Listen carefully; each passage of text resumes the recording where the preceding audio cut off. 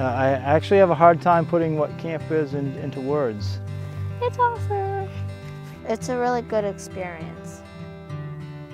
In a lot of ways, it's no different than any other summer camp. And the big part of this summer camp is that most of the leaders are either corrections or law enforcement officers. Some of these kids have never had a camp experience, and that's kind of our goal. Give kids who may not otherwise have the opportunity to enjoy a camp like this, to do it. My dad is a state trooper. His name's Sam Tlumac. We also call him Papa Smurf. Most police officers go into law enforcement because they want to make a difference. And I think we all have to have passion in life, and this is my passion. We didn't originally call it Camp POSTCARD. That was actually a correctional officer in the Cumberland County Jail who came up with the name. It stands for Police Officers Striving to Create and Reinforce Dreams. We wanted to give something back to the community. And they were really concerned that they had all of these children that they worked with in the DARE programs throughout the state, and there was nothing for them to do in the summers. And Deputy Scott Kane from Hancock County talked about a camp program along with the Maine Sheriff's Association. And because we had the experience in providing social services and we knew how to organize and do fundraising, they asked us to help them develop Camp POSTCARD. I think Camp POSTCARD is like bringing the circus to town. It's this huge operation. We have 75 law enforcement volunteers. We bring 150 kids in from all over the state. We swarm into this camp, we set up shop, and then we blow out on Friday. We have a very wide net in terms of the kind of kids that can qualify, and it's really the teachers, the 5th and 6th grade teachers, that decide who needs to go.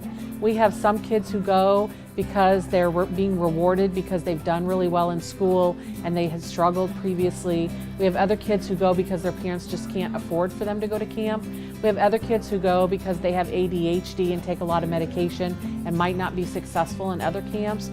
You know, we work until the nth hour to make sure we don't have to send kids home. For being in the major crimes unit within the state police, we deal with a lot of the bad stuff. And you see kind of people at their worst. And some of the kids that are here are in some type of difficult situations, and they just need to be kids. I'm lucky to be here to be a counselor. I love it. It's so much fun. Each day is a new adventure for me. I can tell you personally from my son who's attended this camp and other kids that in my community, every one of them remember it. They're small little stories, but I think they make more of an impact than we'll ever begin to measure.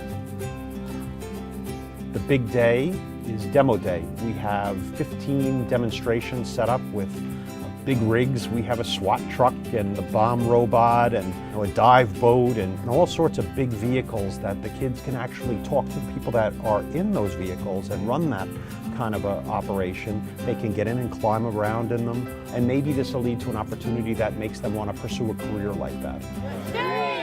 3, 2, 1. Right now our limit's 150 kids. We get over 375 applications for kids from every county in Maine. I would love to have every one of those kids come to camp. Police, can we come in?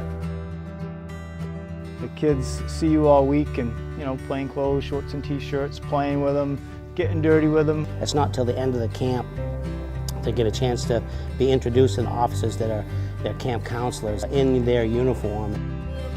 Lift, right, lift. Lift, lift, lift.